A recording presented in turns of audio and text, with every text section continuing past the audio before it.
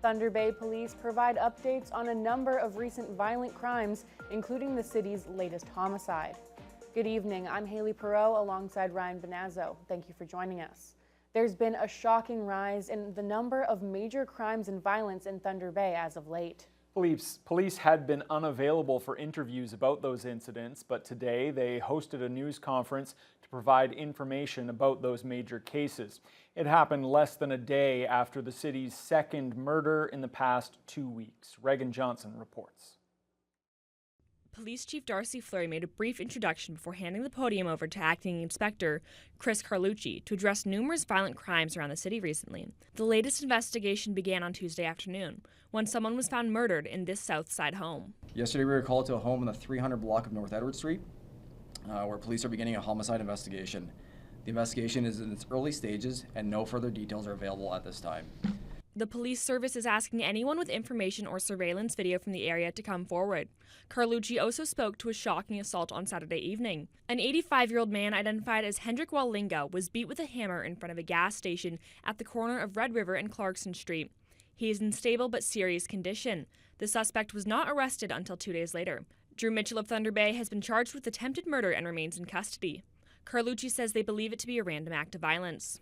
We understand the recent events have caused concern in the community and want to acknowledge the seriousness of these incidents.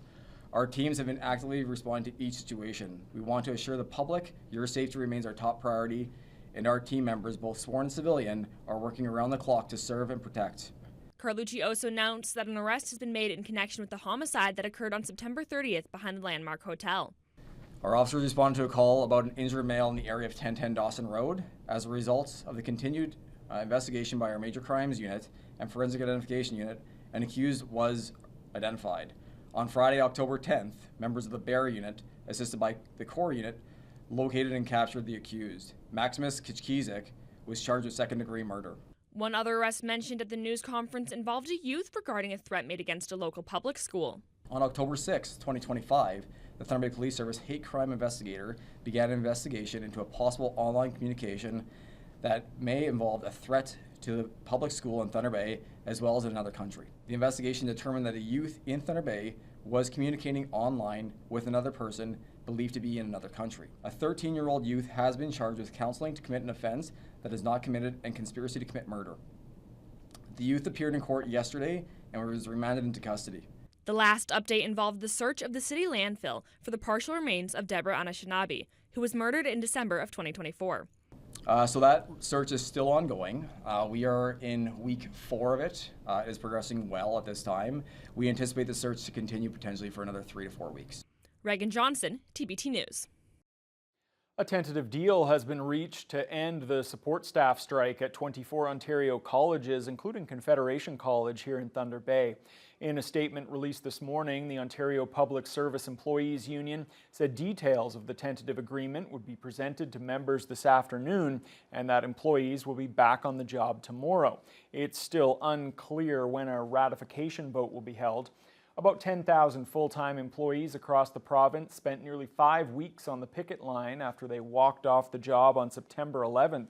The workers are employed in areas like financial aid, student services, food service, libraries, IT, and more. Local union officials weren't available for comment today. Thunder Bay's Standing Committee for Finance and Administration isn't in favor of giving more cash to the Waterfront Art Gallery. Last night, the committee narrowly voted against administration's $2.5 million recommendation. Also at City Hall last night, Quality of Life Standing Committee members weighed in on who should operate the indoor turf facility. Here's Jessa Clement. Finance Standing Committee members voted not to endorse city staff's recommendation to give an additional $2.5 million to help the Thunder Bay Art Gallery with the increased costs of its new waterfront facility. Members were wary of providing more money, suggesting a partial opening of the gallery could set a precedent for future funding requests. They've been through some bad luck with inflationary pressures and maybe changes of board members and whatnot. I'm not sure the details of what happened. I was not here at their deputation in the summer. But it's not a good situation. As a partner, we do want them to succeed. But I think the community is very leery right now. I don't think there's an appetite. to continue dumping money into this project. Not that it's not worthwhile or there's a cause, but my constituents and people in the city, since that report came out, it hasn't been, yeah, let's give them more money. Also on the agenda, committee members heard deputations asking for the city to allow ball pythons to be kept as pets. A referral was put forward to bring the item to City Council. Most members voted in favor, except for Mayor Ken Boshkoff, who voiced his strong opposition. He says the exemption could support the illegal exotic pet trade, adding that he will do everything to stop the bylaw change. I will research the legislation in terms of strong mayor's power to ensure that we don't allow this environmental abomination to happen here. Thank you. The Quality of Life Standing Committee met later on in the night, with the biggest topic of discussion being the operating model of the turf facility when it opens next year. Members were asked to give feedback on which operating model they prefer. There's essentially two types of operating models available to council.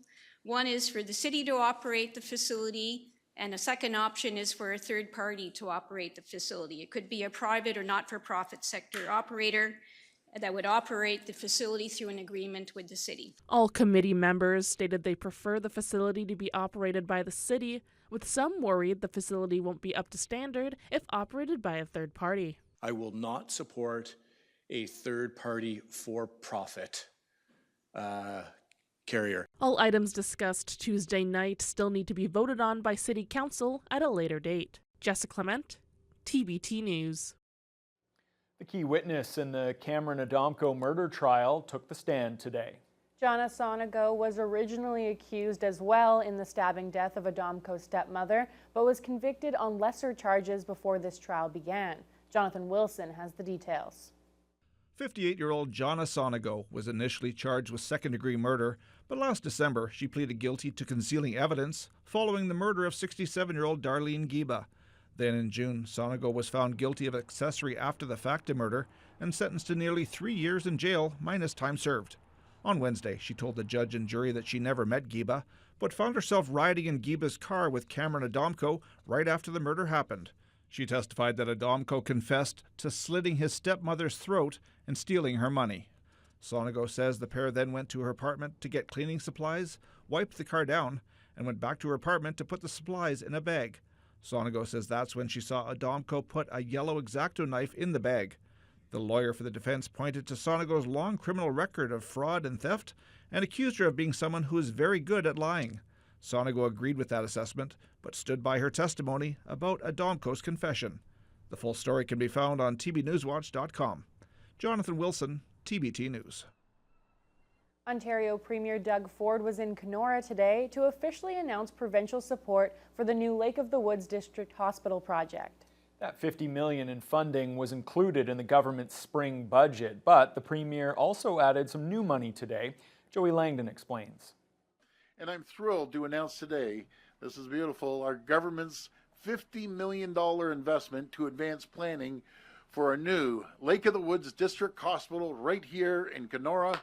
And I can't wait to come back.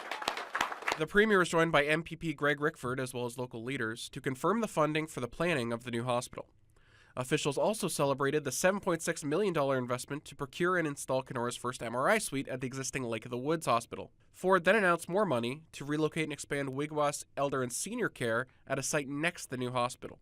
We're providing a one-time planning grant of $1.9 million to advance the project towards construction, which is expected to begin next year. Wapsimaung Independent Nations Chief Waylon Scott, who recently ran provincially under Ford's PC Party banner, had a special request for the Premier for the new hospital project. Premier Ford, I think we're going to need your help to bring the federal government to the table. I know that I've been able to bring the province as well as the federal folks under one roof for my community issues, but I think this one is kind of a little above my pay grade. So Well, I'm going to hear from the Prime Minister on Thursday. He's going to come over and we're going to have a good long chat about quite a few different things, and I'll mention this. I'll mention the request. I'll mention if he has an opportunity, because he really looks forward to meeting the Indigenous communities, First Nations communities, and I'll make sure Chief Scott has a word. A construction timeline has not been confirmed, but hospital CEO Cheryl O'Flaherty previously said she expects construction to begin sometime in 2028. Joey Langdon, TBT News. Greenstone OPP have arrested 2 people from the Toronto area after they seized more than $250,000 in drugs during a traffic stop on Highway 11. That happened nearly a month ago on September 16th. The officers noticed a strong smell coming from the vehicle and found large quantities of fentanyl, cocaine, meth, oxycodone, hydromorphone, and morphine destined for rural communities across the Northwest. A 21-year-old from Toronto and a 20-year-old from East York each face a number of trafficking charges. With Halloween fast approaching, festivities are starting to pop up around the city. At the Paramount Theatre, the 9th annual Terror in the Bay Film Festival kicks off tonight. 60 films are being screened this year from 13 different countries. One of them, called Murillo Scare, was filmed here in Thunder Bay. Film Fest host Chris Crumpholtz appeared in that film, and he's been involved in the festival for a few years now. He shares what he hopes the impact will be on the community. I want to take away some happiness, some joy in the fact that we're all kids still at heart, and a chance to still enjoy the Halloween spirit and while embracing the horror spirit, and get some culture and basically come down and make some new friends and enjoy some really great artwork and artistic directions from many different areas. The doors open tonight at 6:30 and the event runs until Saturday evening. Love that we are getting into the Halloween season, and I'm sure a lot of those films will be absolutely fantastic. And Fiona, it is starting to feel like fall out there, really, over the past few days. Yes, definitely. Even though the temperatures are still averaging a couple degrees above normal for this time of year, both during the day and even with our lows, it was reasonably mild this morning, although it didn't feel mild. The big thing is right now it's very dark first thing in the morning when it's 6 Celsius. But we did warm up to 13, and winds were primarily out of the southwest, but very, very light, just 4 to 9 kilometers per hour. If we take a look at what's going on in other parts of the region, there are a lot of clouds being pushed in. We've got gray skies in Fort Frances at 11, 12 in Dryden. In fact, those low double digits are pretty consistent across the board. Even Greenstone did hit a high of 10 Celsius for a couple of hours. It's just been in the last hour or so that they've dropped back down into the single digits at 9. Marathon and Wawa matching that. Sault Ste. Marie, mostly cloudy at this time, and they're currently at 11 Celsius. So all in all, very consistent and definitely not as windy as it was for much of the weekend. Now for the city of Thunder Bay tonight, we will drop down to a low of 3, so we're a little bit closer to what we should be seeing for this time of year under partly cloudy skies. We are going to see some fog patches develop, and winds will be variable, about 5 kilometers per hour overnight. So again, it'll be another mild, calm night. But there is rain on the way. We've got those clouds pushing in. Thunder Bay is looking at just some showers, but areas to the west could be in for quite a dousing, and I'll have more details on that later on in the news hour. Okay, thanks a lot, Fiona.